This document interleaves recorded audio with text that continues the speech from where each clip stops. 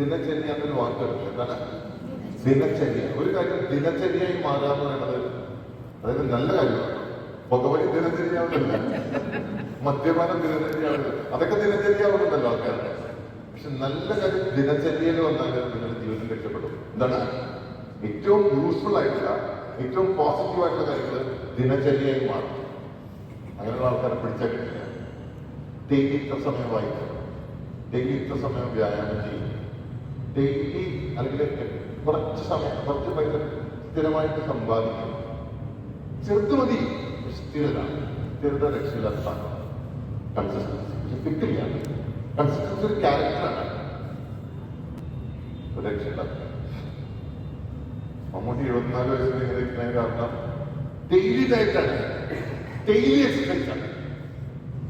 നമ്മളിങ്ങനെ നോക്കി അന്തപ്പെടും. അതിന്റെ പിന്നീട് ഒറ്റ കാര്യമുള്ളൂ, എന്താണ് ഡെയിലി ഡെയിലി ഡെയിലി. മടുക്കാണ്ട് ബോറടിക്കാണ്ട് മടി കൂടാണ്ട് ഡെയിലി.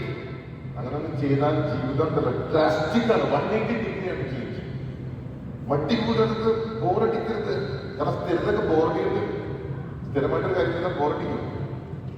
ആ ബോറടിക്കുന്ന മൈൻഡിന്റെ സ്ഥിരത സ്ഥിരത സ്ഥിരത. 5 മണിക്ക് എണീക്കുന്നത് 5 മണിക്ക് എണീക്കും. അത് 4 മണിക്ക് കിടന്നാലും 5 മണിക്ക് എണീക്കും. മഴയാണെങ്കിലും എണീക്കും, AC ആണെങ്കിലും എണീക്കും, എന്താണെങ്കിലും എണീക്കും, ക്ഷീണമാണെങ്കിലും എണീക്കും. അതാണ് സ്ഥിരത.